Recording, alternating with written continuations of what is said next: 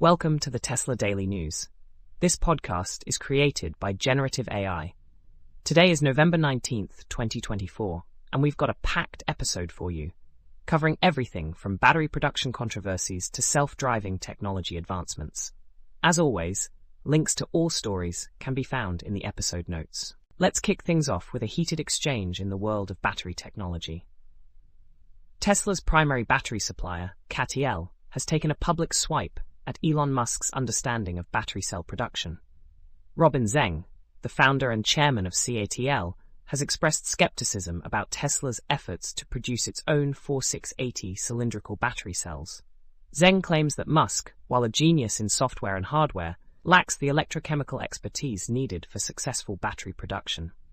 Despite Tesla's claims of progress, Zeng remains unconvinced, citing Musk's tendency to overpromise on timelines.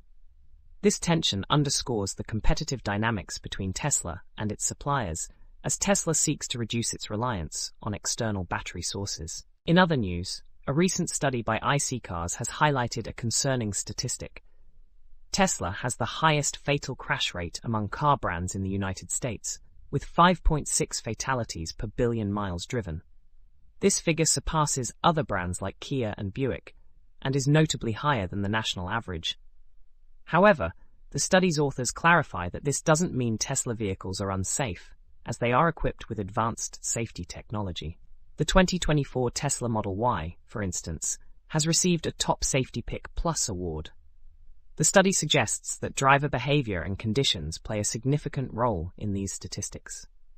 Meanwhile, California police have reported issues with their Tesla patrol cars, and concerns about the self-driving mode creating complacency among drivers have been raised. Moving on to self-driving technology, Tesla is doubling down on its camera-only approach, diverging from the traditional use of LiDAR and other sensors.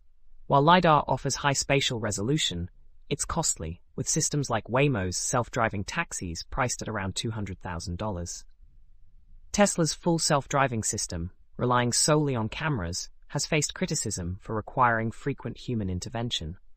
Despite this, Elon Musk insists that a camera-based system is the only scalable solution for affordable autonomous vehicles, dismissing LiDAR as a doomed technology. Experts, however, argue for sensor redundancy to ensure safety. Tesla's strategy involves leveraging vast amounts of driving data for AI training, akin to advancements in chess AI like AlphaZero. Yet, the challenges of perception and real-time decision-making remain significant. Finally, Tesla's stock saw a significant boost, rising over 5% on November 18, 2024. This surge follows reports that President-elect Donald Trump's transition team plans to prioritize a federal framework for regulating self-driving vehicles. This initiative could greatly benefit Tesla, which is striving to develop fully autonomous vehicles.